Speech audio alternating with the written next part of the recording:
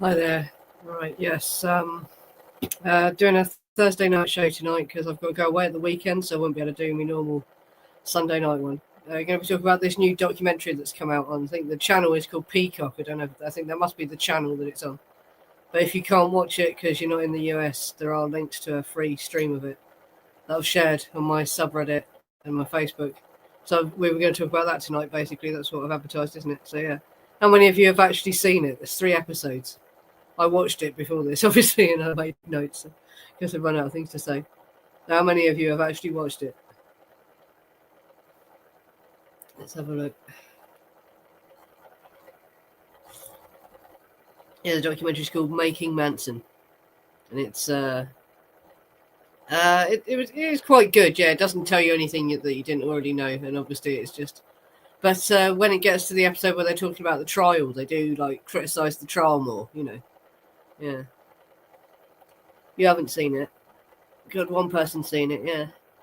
Has anyone actually watched it? Yeah.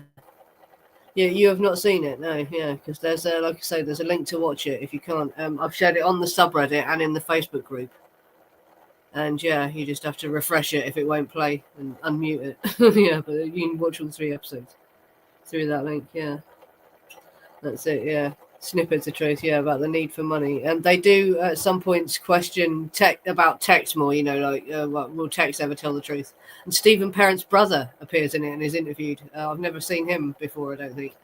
In a documentary. Yeah, yeah. Have you seen it? There's a link on the subreddit and in the Facebook group. That was John Donaldson shared that in the Facebook group. Yeah, but it is worth watching just for the really clear pictures, and people have been screenshotting it. And I screenshotted. There's a photo of a policeman pointing at the blood on the porch. That's probably Sharon's blood. Was identified as Sharon's blood in the police report and stuff like that. That's another weird thing. Yeah, they show the photos of the blood on the porch, but they never mention it as well. That's the other thing. They never talk about the fact there was blood outside. They do show you the photos, though, repeatedly. So it's kind of weird that never gets mentioned. And no talk of drug dealing being the motive for CO Drive. Though they do mention Tex was a drug dealer as well. Like Greg Jacobson's in it. Yeah, so Greg Jacobson isn't dead. I assumed Greg Jacobson was dead, but he's not. He's still alive. Greg Jacobson and Phil Kaufman are interviewed in it, so they're both still alive. Yeah, so it was. So yeah, like I say, it is worth watching. You won't get any new revelations, but there's the recordings of stuff Manson says. You get some good Manson saying stuff. Like he says in the first episode, he says, yeah, he learned everything from a guy called Pete the Pimp that he met in prison. Don't know if that's like the guy's real name, but this must be where he learned his methods, for like what they call now being a Romeo or a lover boy pimp, which is like where you trick the women into thinking it's a relationship or whatever, and then you just exploit them, sort of thing. If you read about this human trafficking method, look it up, lover boy or Romeo pimps. It does sound incredibly similar to what he does to what Charles Manson did to his girls, basically. Yeah, that's pretty much what he was. So yeah, right from the outset, you get Manson admitting he was a pimp. And that's something they don't normally talk about so much, is it? They just want you to totally believe the cult brainwashing thing. So at least they're moving away from that a bit. And people are like, yeah, Greg Jacobson doesn't admit how well he knew Manson. He distances himself a lot. He talks, like he's distanced about it. Yeah. And they lie about how he met Wilson again as well. They tell the same story that, Manson snuck in with the girl sort of thing. But actually, Dennis Wilson apparently met Charles Manson around Gary Hinman's house, who is the man that Bobby Beausoleil eventually killed, apparently, is the truth of the matter. So Charlie already knew Dennis Wilson. And they, of course, don't mention that Charles Watson lived with Dennis Wilson before Charles Manson even got there. And so, like, yeah, that never gets mentioned. And people, obviously, yeah, they don't want that coming out. That's a period they never talk about, is what was Charles Watson doing there? Why were they so interested in this lad who was just apparently a wig salesman? And when they talk about the crow thing, there's no mention of Rosina at all. They do not talk about Rosina at all. Just like, yeah. The thing. Yeah. Wilson, Rudy, John Phillips all had their thought. Manson was behind this. Melcher believed it. Yeah, Melcher got paranoid, didn't he? And they had a panic button that what's she called? Olivia Hussey reveals in her book. They had a button that linked them to the Bel Air Patrol. She must have been the Bel Air Patrol. Yeah, they talk a lot about the Helter Skelter stuff, but later on in the later episodes, well, Diane Lake's talking, but you have to remember Diane Lake was only 14 years old and she was on acid sort of thing, so it's understandable she would literally believe it.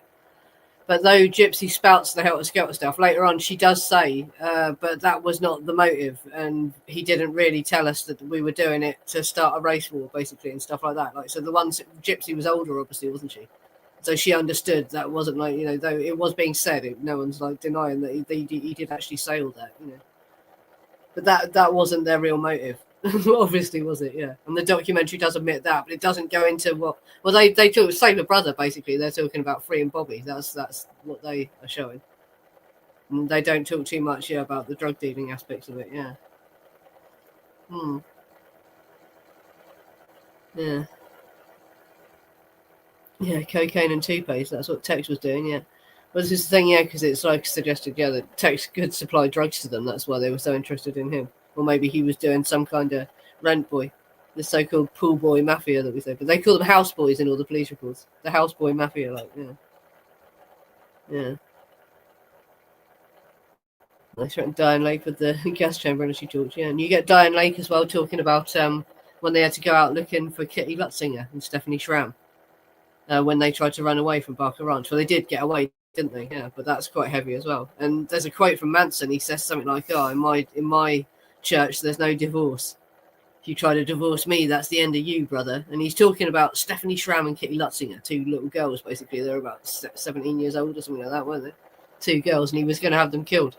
And even like he's being recorded not long before his death. This is like in the last years of his life, and he still has no regrets about sending people out to kill these two girls. You know, terrible. And people think he loved them. You know. Yeah. They just wanted to steal enough LSD to keep the cult going. And Gypsy says as well that she blew her mind with acid. You know, she'd done too much acid. She damaged herself with acid. They all had. And that's the other thing that doesn't get shown, isn't it? Yeah. Yeah. So in the chat particular. Yeah, that's it. Well, that's what they talk about. The motive being, yeah, Tex had to do a favor for yeah, that was it, because basically, yeah, they say that the motive basically was Bobby killed Gary Hinman to protect Charlie, because Hinman was saying he was going to report Charlie for slashing his face, and so Bobby had to kill him. And so Charlie said to Tex, "You owe me one for the Bernard Crow thing, so you go out and kill someone to free Bobby, you know, we'll do the copycat thing." So it's making out that Charlie orchestrated save a brother, basically. But you get the girls talking about that as well at the penalty phase. Susan talks a lot about that. And yeah. So did the girls think up save a brother, or did Charlie? This documentary is suggesting that Charlie instructed Tex to go out and kill people in order to, you know, do the copycat thing and free Bobby, is basically what they're suggesting the alternative motive is. They don't talk too much about drug dealing. And they don't mention Rosina. Hi there. Oh, you're having a snowstorm? Yeah, we're having a storm here, a wind and rainstorm.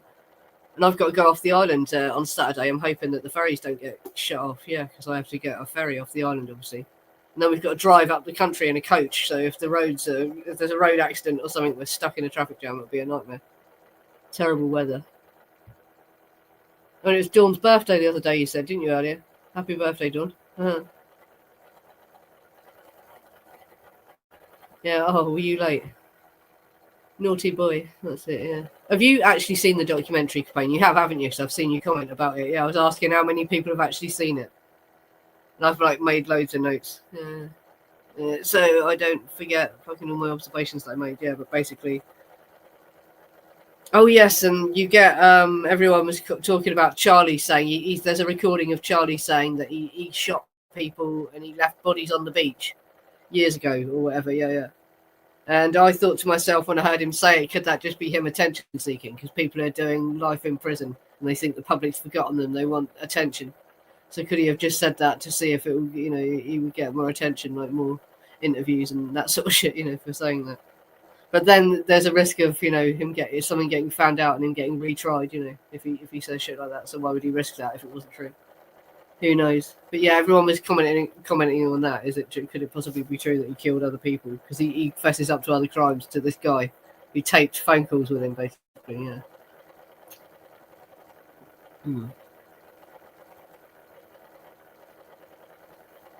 Yeah, some knew, mostly Slush, and they played like there's a snippet of Leslie being interviewed by the police and saying they called Terry Melcher Terry Marshmallow and stuff like that. Yeah, so that they actually said that. There's a recording of Leslie saying that. Yeah. What did I say? What was it? But yeah, and you see like Gypsy and Diane Lake talking about the Helter Skelter stuff a lot, obviously, and of course, yeah, he probably did say all this stuff, but I don't think he expected them to take it absolutely literally. And they do talk about him possibly losing it as well. Well, wait a sec. Getting ahead. Yeah. Yeah, he mentioned the bodies in Mexico. Yeah, so is that even a new thing? Yeah, he said something like that, didn't he? Yeah. In this, he says bodies on the beach. So yeah, but that's pretty Mexico, isn't it? Yeah. So that isn't anything new, really. He said that before, didn't he? Yeah. And when I was reading through all those newspaper articles that Bo Emerson made available, it must have been all the court evidence boxes, and he scanned loads of it into PDFs. And you get all the newspaper articles, and they were suspected of so many other crimes. There's so many articles about the police coming from all over America to interview them about other crimes. A lot of them seem to be the Zodiac crimes, basically, and stuff like that. But they were suspected of being involved in a lot of other crimes. So who knows? Maybe he did. Yeah. What was he going to say? Oh yeah, when I watch Gypsy as well, I think Gypsy's probably been paid off to say what she says at certain points, or they've had their lives threatened or whatever. They've like been told if you tell the truth, then we'll come after your family or whatever. Because I'm sure they've all got kids, haven't they, or whatever? Yeah, we'll come after your kids. Because there are people still alive. Like I say, I didn't know Greg Jacobson was still alive when I did that Golden Penetrator stream, But yeah, there are people that are still probably worried about stuff coming out, yeah, aren't they? Yeah. Yeah, I've got to go to a funeral it's next Monday, but I've got to travel over the weekend, so yeah, I couldn't do a Sunday night stream. Got to do this one, yeah. But yeah, I just wanted to talk about the documentary. But yeah, how many people have a few of you have seen it, haven't you? But yeah, there's a link to it. It's on the subreddit and in my Facebook group. And it's been shared in the podcast group and all that, if you're in their Facebook group, Yeah.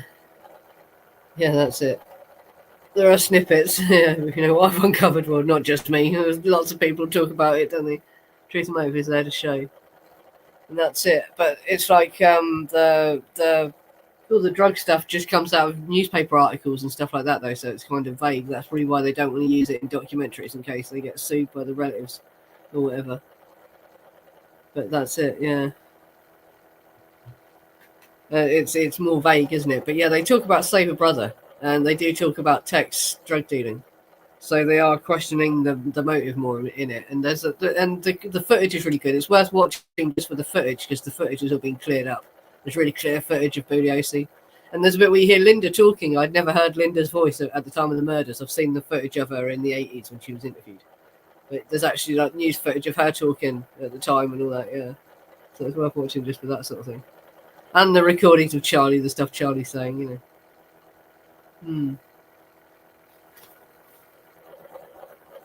Yeah, and they do mention Tex being a drug dealer, Bernard Crowe being the start of the serious violence, but they don't mention Rosina. Yeah, but they bring up the fact that the serious violence all starts with the Bernard Crowe thing as well. So they are showing that because a lot of other documentaries just talk about it, like Cielo Drive was the first time anything kicked off. But yeah, there was actually been Gary Hidman and Bernard Crowe beforehand, hasn't there? Yeah.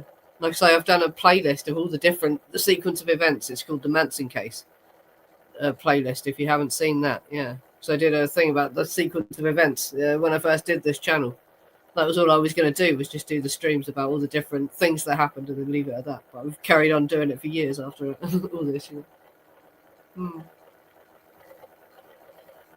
But yeah, there is a playlist of all the events. But Bernard Crowe was the first thing that happened, which is where, and this is where Charlie seems to start to get paranoid. Yeah, that's it. And Bernard Crowe was also a big drug dealer, and so was Rosina. And Tex had lived with her before. She was Dean, his old roommate's girlfriend. And he flew to Mexico with her and that. He knew Rosina really well, and they play all this down. They don't talk about her being a drug dealer. Well, she doesn't even get mentioned at all in this. I was surprised. Yeah, they don't even talk about Rosina at all with the Bernard Crowe thing. They just go straight to Manson shot Bernard Crowe, you know. Yeah, and like I say, Greg Jacobson is interviewed, and so is Phil Kaufman. That's it. Yeah. Drug burn cannot be unseen once you've seen it. Yeah. Yeah.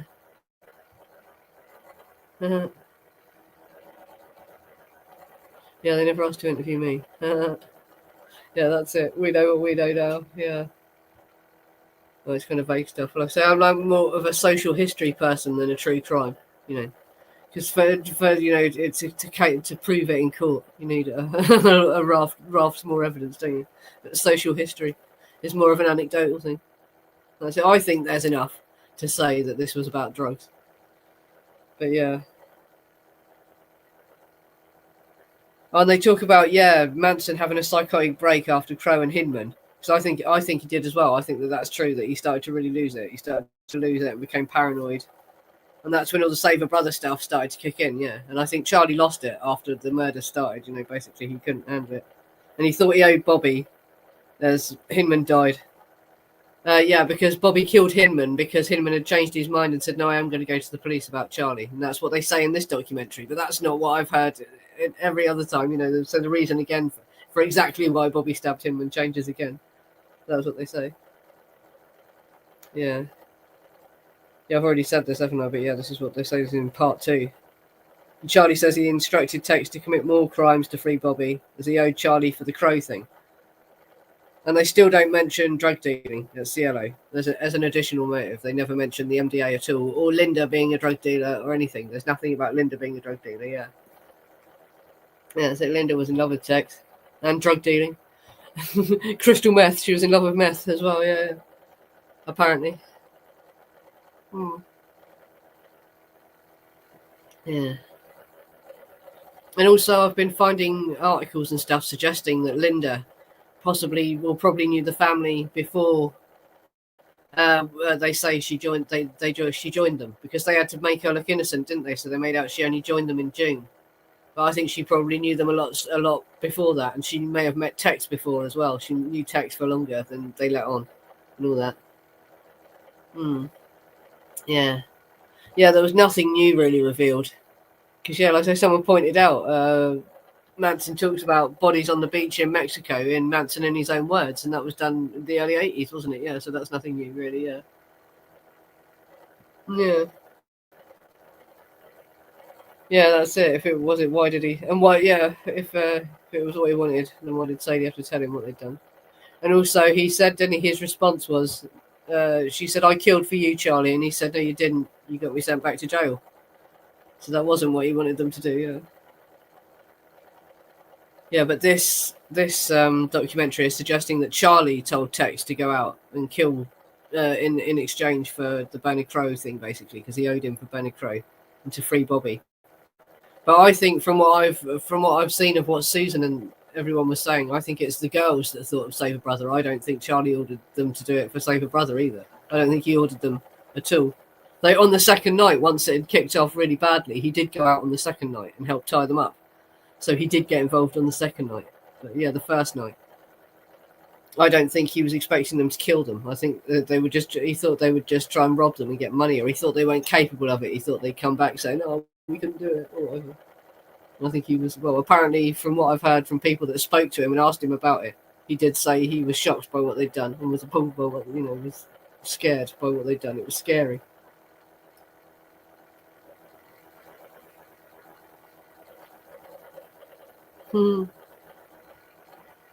Yeah, that's what he said. Yeah, he said, no, you didn't, you stupid cunt. You put me back in prison was what Charles Manson said when Susan said, "I killed for you tonight, Charlie." Yeah. And apparently he told Nicholas that, yeah, it was scary when he went up there. He was scared and he was shocked by what they had done. He came across as he was shocked by what they had actually done. He didn't order them to kill people at all. But he did get involved the next night, and he was involved with the Hinman thing. So I do still think he was guilty of murder, and it's wrong to say he was innocent. He wasn't innocent. And he could have reported them for CLO Drive, couldn't he? But he didn't. He covered up for them, so that's still accessory, isn't it? Anyway, you know. He deserved to be done more for accessory than actual murder. But in the case of Hinman and the LaBiancas, because he was involved in actually slashing Hinman and tying up the LaBiancas, does he deserve a murder charge for those things? Yeah. Oh, yeah, and Stephen Kay says Charlie and Tex knew CLO Drive as they'd attended parties there while Melcher lived there. I was surprised to hear Stephen Kay saying that. You know, that was Bugliosi's assistant, and he was the prosecutor at all Leslie's other trials and that.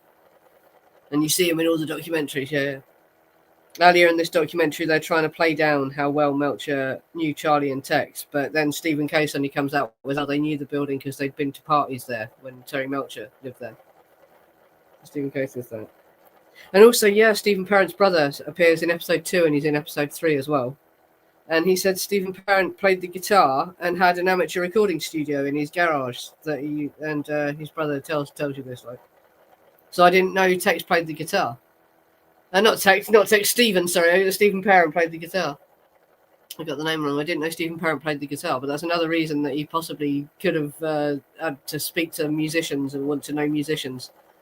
Maybe another reason why he could have been visiting CLO Drive, because he wanted to try and meet people. And he was an audio whiz kid, wasn't he? But yeah, I didn't know he played the guitar and he could record music as well. We know he worked in an audio shop and that, don't we? Yeah, and he was interested in it. And yeah, they do sort of talk. They confirm that Charlie didn't order the CLO Drive murders. You know, they do question that. They don't say that. But I think he still is guilty for not reporting them. And if he really did go up there and move the bodies around and all that, then he's guilty of all sorts of other shit as well, isn't he? So I still think he's guilty. But he's not guilty of ordering them, which is what he was convicted of. Yeah. Oh, and you see Kaufman and Jacobson are denying, they say that Manson did order the murders, but you've got to remember guys like that have got to protect the official narrative because they don't want the real motive to come out, because the real motive is all like about drug dealing and human trafficking, basically, isn't it? Yeah, because people don't want it to come out that they slept with Charlie's girls and all this sort of stuff, and there's scrutiny being applied now, like who did they know? Once the murders happened, everyone wanted to distance themselves from them, didn't they? Yeah. Yeah, Parent was trying to get into record engineering. We knew them. Yeah, well, that might be another reason he was familiar with the house, because Melcher had lived up there, hadn't he? Yeah. I wonder if he had ever done any sort of apprenticeship stuff. I'm sure that would have come up in the police files if that had happened, unless it's been concealed. Yeah. Yeah. Aren't you on the subreddit, Mark? I've posted it on the subreddit. There's a link to it. It's 3 episodes, yeah. Yeah.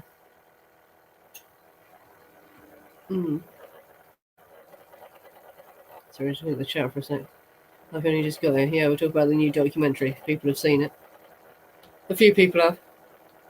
But yeah, it is worth watching just for the clear graphics, and you get some new interview stuff of Charlie that's unheard before. But he doesn't really reveal anything new. The motive for save a brother slightly changes again, you know what I mean? They're saying that, yeah, Charlie ordered Tex to go out and kill people to make up for the Bernard Crow thing and to free Bobby. Which I don't buy. I don't buy that that's why they did it. Because Charlie told them to. I think that the girls thought of it themselves. Excuse me, taking paracetamol. Yeah, that's it. And Jacobson and Kaufman obviously want to deny being involved in the criminal activity, obviously, don't they, that they were doing, because they sold LSD, they had LSD. They seem to have all sorts of drugs, didn't they? Tex was into all sorts of drugs. Linda had been a speed dealer, you know. And so they were involved in all this sort of stuff. And that's why the guys like Greg Jacobson and Phil Kaufman are going to defend the official narrative that Charlie ordered them to do it and all this sort of shit, in part 3. Oh yeah, Diane Lake says Tex told her he committed the murders before he ran and showed her newspaper articles and said, I did this, and then he ran. And I don't remember that being said before, that he said to Diane Lake he did it. Although I haven't read her book, so I don't know if she says that in her book. She probably does say that in her book, doesn't she? She's just saying what she said in her book. Yeah. Yeah, I don't know how much a hit of acid was worth then. Even, yeah. Yeah, well, in the penalty phase, I've read out loads of the shit Susan said in the penalty phase, and Susan says that it was about trying to get money for a lawyer for Bobby. And yeah, trying to free Bobby, and I've said this already, haven't I? But Diane Lake talks about they all got sent out to look for Stephanie Schramm and Kitty Lutzinger when they ran from Barker Ranch, and they were going to kill him if they found him, So that's it. I don't think Charlie actually loved these girls, If they had tried to leave him and and if he could catch them before they snitched on him, he would kill them. Yeah. And they do make the point that, if Susan had never talked, they would probably have never caught the family. The murders would have gone unsolved because it is Susan talking, because they were getting nowhere. You can find all the newspaper articles from the time. The police thought it was about drugs, but they weren't looking for like young hippies. They thought it was like older Mexican drug cartels or something. They didn't think it was young hippies, Yeah. And they questioned the trial. And yeah, when you hear Diane Lake talking about the Helter Skelter stuff and saying, she says at one point, she strongly says, I don't like it when people say that it was just a fantasy, because he was saying all that. But you got to remember Diane Lake was only about 14, 15, 16 years old the time she was with them, wasn't she? And she was on LSD a lot of the time. So it's not surprising she literally believed it and took it all very seriously, isn't it? But when Gypsy talks, like right after she says that, Gypsy talks, and Gypsy says, no, we knew that it wasn't to start a race war, that wasn't the motive. So yeah, you see that. Yeah, and Gypsy does say she blew her mind with too much acid as well. So yeah, they're all saying that.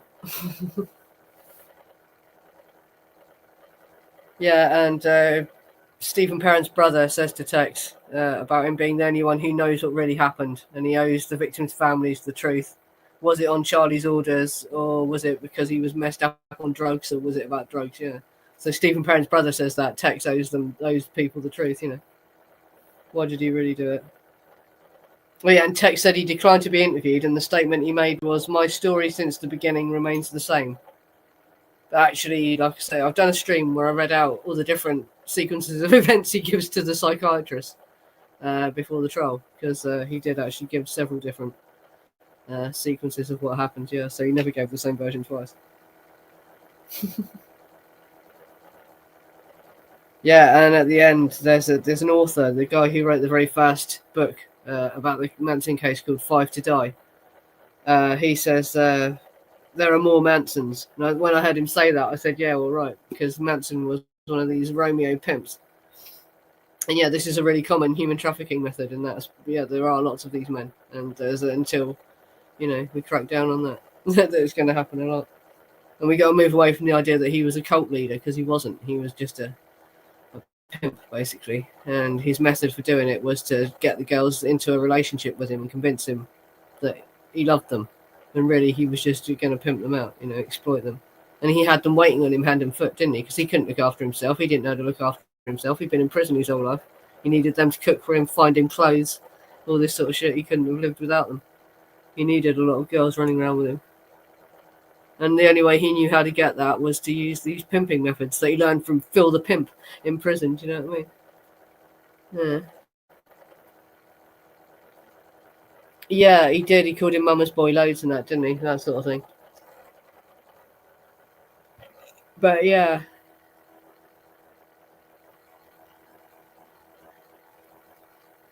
It's unclear whether Charlie actually ordered him to kill people there as well. I don't think he did. Because, yeah, he was apparently shocked by what they had done when they did do it. which moves away from the official narrative a lot, doesn't it? Yeah. But that's what I've heard from people that actually knew Manson and spoke to Manson at length about it. So yeah, I don't think he did order them to do what happened at Cielo Drive. I think they were just meant to rob him, and it was to get money for a lawyer, but it went wrong. They ended up having to kill everyone, basically. That's what I think happened. Yeah, and if the truth had come out at the time, basically, that's why they had to make up such a huge, weird, confusing lie about why it happened. Because if it had come out at the time, then it would have embarrassed a lot of rich people, wouldn't it? And Doris Day as well. Like, I didn't realise how messed up Doris Day's life was as well. And if this had come out while she was alive, it probably would have given her a huge bloody nervous breakdown or something, wouldn't it? Because Terry Melcher was her son. And just before this happened as well, in 1968, she found out that the guy she'd been married to for years had embezzled all her money. He died. And when he died, they found out he'd spent all her money, basically, and she owed thousands and thousands in tax. Or something like that, yeah. So she just had a really, really big shock.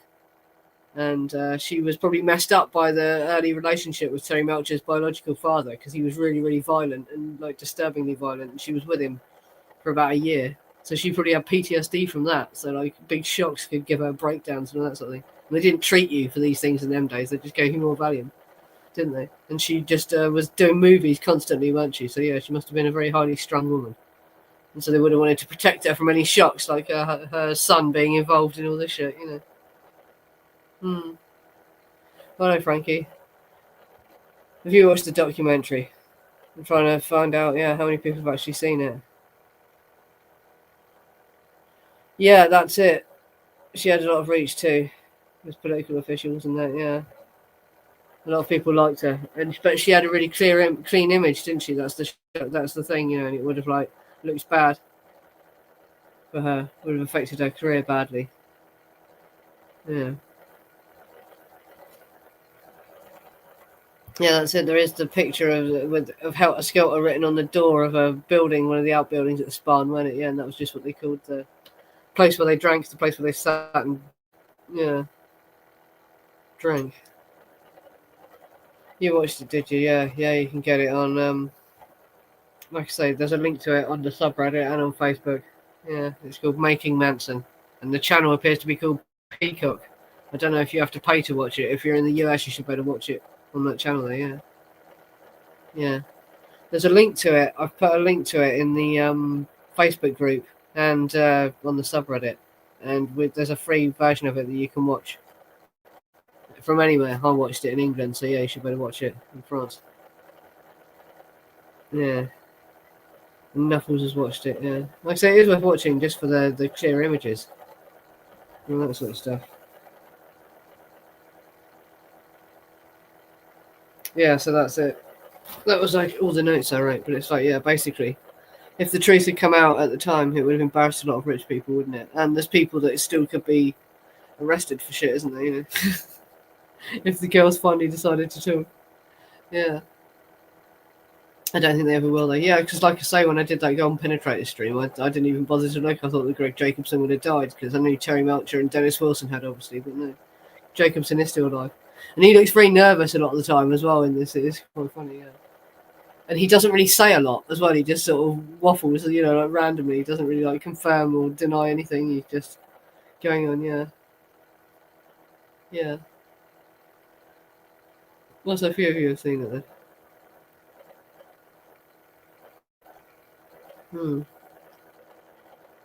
Yeah. Oh, well. Have you shared the link? Yeah. Oh, yeah. Share the link again in the chat for everyone that hasn't seen it. Yeah, because Mark couldn't find it, could he?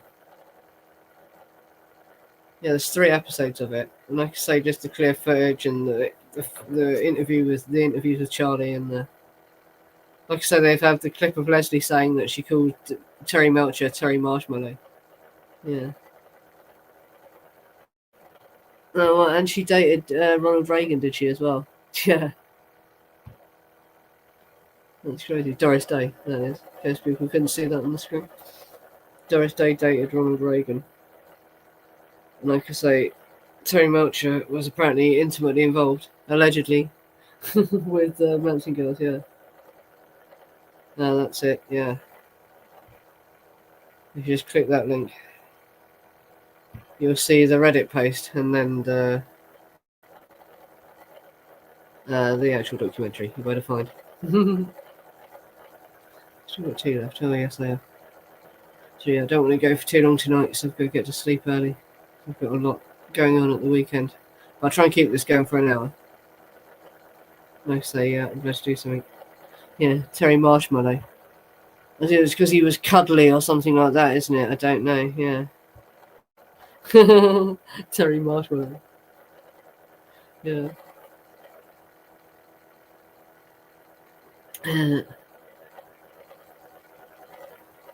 But yeah, these are like the reasons for the cover up, obviously. And also, Abigail Folger's father was very rich and probably influential because of how rich he was, wasn't he, as well? So it wasn't about protecting Sharon Tate's reputation, it was about people like Folger as well, probably. Because Folger knew Kennedy and all that.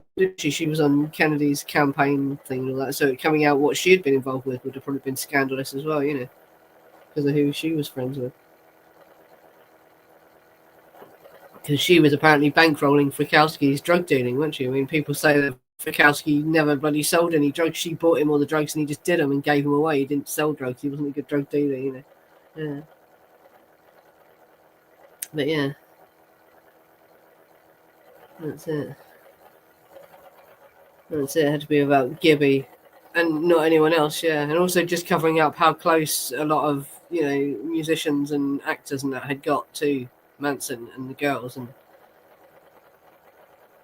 that's the thing. And like I say, it's amazing how little is written about the fact that Tex knew them all really well as well. And he's the one that actually did the murders. But everyone only talks about the fact Charlie and the girls knew Dennis Wilson. They don't talk about the fact that Tex was there first. And Tex also knew them, Yeah, and he's the murderer. Yeah, that's it. Yeah, there's nothing that will blow your mind. It's new. And like I said, I mentioned earlier, I don't know, people who haven't got it, they keep showing the photos of the blood on the porch. But they don't mention it at all. They don't say anything about it. They don't say, and this blood on the porch shows a different, story to what they tell us happened. If this is Sharon's blood and this is Jay's blood, then how did they just die in the living room and never leave the living room, They never bring that up, but they keep showing the photos of the blood on the porch. Yeah. Yeah, that's it. She financed the Black Panthers and she was involved in other left-wing stuff, wasn't she? And her and Gary Hinman possibly might have met through being in some of the same groups as well. Who knows? Yeah.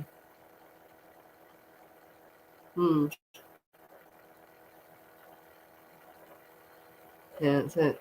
There was a lead up to so I've done the whole full sequence of events in the Manson case thing.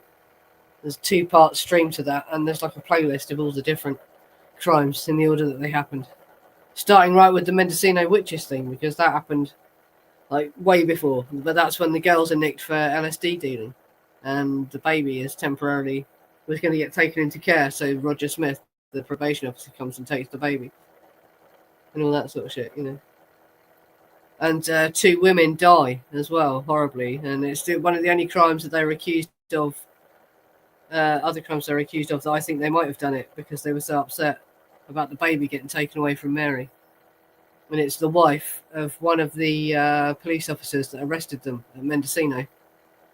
And her mother both get murdered. They get strangled horribly as well. They're strangled to death. And one of them is pregnant. The woman's pregnant. So it's a pregnant woman gets strangled to death with a bootlace. And her grandmother. And their kids found her. Her kids found her and their grandmother dead. And they had to run all the way across a field to the next house to get help. Horrible. But it was the wife and like the mother-in-law of one of the policemen that arrested them at Mendocino. So it makes you think, did they do something? Was that them? Yeah. But that's way before, But yeah, the first official like violent act is Bernard Crow.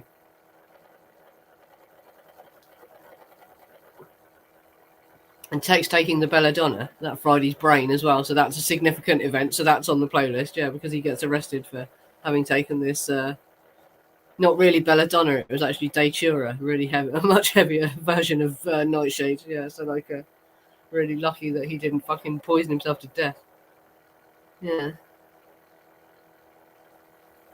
Yeah, well, looking at it, I wonder, because they was upset that the baby had got taken away. But I do think that seems a bit extreme because they got the baby back and the baby was staying with their probation officer, wasn't it? Yeah. It does seem extreme, but it is fucking just.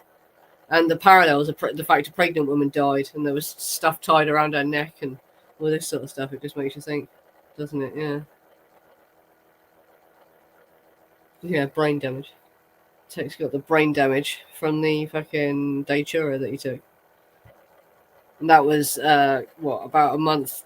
That was the end of April of 69, I think, yeah. So, like, not that long before Crow. And they said after that, sometimes they had to hand feed him because he was so, messed up after any. But they also say he took more of it, though. After the initial incident, he chewed it again. He did it again, so, yeah. And the other thing is, as well, he managed to go home, didn't he? He ran away from the ranch, and everyone said he was fine. Like, there's interviews with people that met him when he was at home. He said that he didn't seem any different. So I think, well, as you'll see if you watch the stream I did about why he thinks they said he was insane. It breaks at the beginning. The bloody picture freezes, but it does start working again. If you would keep watching it, it doesn't freeze the whole time, and you can still hear me talking anyway. And the slides work. So do watch it, yeah, because I talk about, why they said he was insane.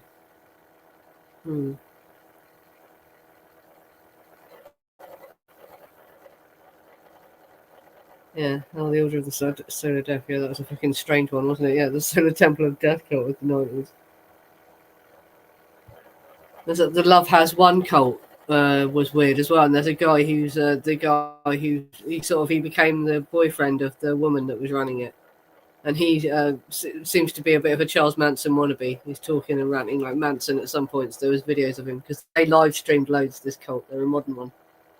But when their cult leader died, after drinking loads of iodial silver, because they were selling that, all these conspiracy places were selling iodial silver to drink. And she was drinking obviously way too much of it. She turned fucking purple and died. And they kept her body. And she was like mummified by the time the police busted in and got the woman's body out. Yeah, she was mummified in a sleeping bag. And they had fairy lights around her. And she was stood up in the room. Absolutely crazy. Yeah. That's the Love Has One cult. Look into them, yeah. That was mental. And the woman was, just obviously an alcoholic who was going absolutely crazy. And it was really unclear why these people were following her, really. But they obviously really believed in her. And just took all her shit. Really weird, abusive stuff. Oh yeah, and there was this thing that I found. I forgot to show it on the Golden Penetrator stream. But this was Belly talking about Greg Jacobson. It loops. Greg Jacobson is, do you? I couldn't tell that. Pardon me? Couldn't tell that. Yeah, he's disappeared. He's a tramp. He's not disappeared. Yeah. He's living somewhere in Laguna or something with some other womanized. Yeah. He's So it's really you don't know where Greg Jacobson is, do you? I couldn't tell that. Pardon me? Couldn't tell that. Yeah, he's disappeared. He's a tramp. He's not disappeared. Yeah. He's living somewhere in Laguna or something with some other womanized. Yeah. He's Yeah. See, Rudy Altabelli didn't like Greg Jacobson, said he was a womanizer, and called him a cunt as well, didn't he? It's quite shocking, yeah. Yeah, it was in Colorado, the mummified cult leader, yeah. Was that the Solar Temple one? Yeah, it was another mass suicide, wasn't it? But yeah, no, the Love Has One cult, only the cult leader died. There was not a mass suicide with them. There was the other one, wasn't there? The Heaven's Gate one. They all killed themselves. Crazy. Yeah, Claudia Silver, yeah. And she went purple. And she was just like really, really nasty to them as well. Like if you watch like in-depth things, yeah, she used to do like these really heavy sessions where, sort of like Manson used to do this a similar thing to his people, and these are what you call the old weird 60s therapy methods where they tear you apart and shout abuse at you and all this sort of stuff to sort of break you down, that sort of stuff. she did loads of that to her followers, but she was just really, really horrible to them. And it's really, just really strange that they still followed her because she was an alcoholic as well. She was just obviously a drunk, you know. So it's like, oh my god, how can you believe, you know, she needs help? But and apparently in the end as well, she was asking them to take her to a hospital when she had gone all blue from drinking that thing. Yeah. No, not primal scream therapy. No, there's a type of therapy where they call you a piece of shit. They tell you that you're an awful person that doesn't deserve anything, and you've got, you know, it's fucking a weird, a weird way of doing it. Yeah, but it used to fucking work as therapy. Yeah. Basically, although they called it therapy, it didn't work. But yeah, it was a weird thing. Yeah. Yeah. Yeah. No, they travelled all over the world. They went to a bloody island somewhere in the Philippines, and she declared herself as like some goddess that they worship, and they ran them off the island as well. That Love Has One cult. But yeah, that's it. When she died, yeah. Basically, well, before she died, she asked to go to a hospital, but she brainwashed her followers so thoroughly they wouldn't take her to a hospital because they thought that would prevent her soul from passing on to the next level or whatever. So yeah, they wouldn't take her to a hospital in the end when she needed it. It wouldn't have worked. Yeah. Yeah. Oh yeah, the rebirthing one where they've crushed children to death and that. Yeah, the rebirthing therapy, like these really fucked up therapy methods. And if you look into it as well, the people that were doing it had no business practicing therapy at all. They were not even psychiatrists or anything, and it's really crazy that people trusted them with their children to give them therapy at all. They had absolutely no fucking qualification to give therapy at all. Yeah. Yeah. Yeah.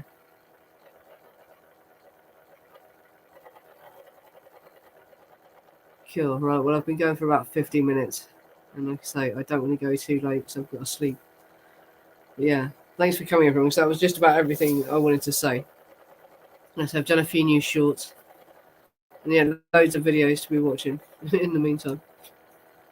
Because yeah, we need the views. And yeah, I'm gonna lose money this month as well because I've had to take time off work, and I've been really skint. So all donations are gratefully received. If you want to make a buy me a coffee donation, it will help. You can find that on the links if you go to the main channel page in the links. There's my buy me a coffee link. Yeah. Mm-hmm. Yeah. Well, anyway. Yeah, I'll end the stream because I'm running out of things to say now. And yeah, like I say, I do recommend watching the documentary anyway.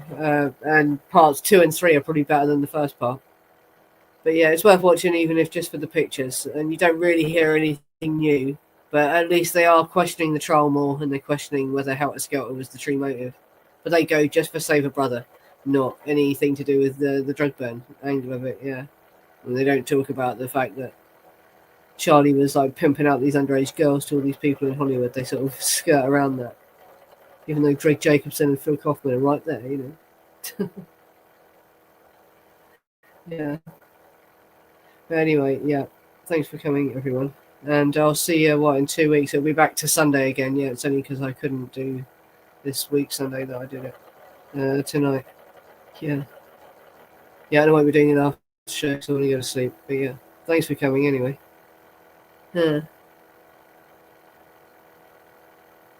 Anyway, yes. Good night, everyone. And thanks for coming.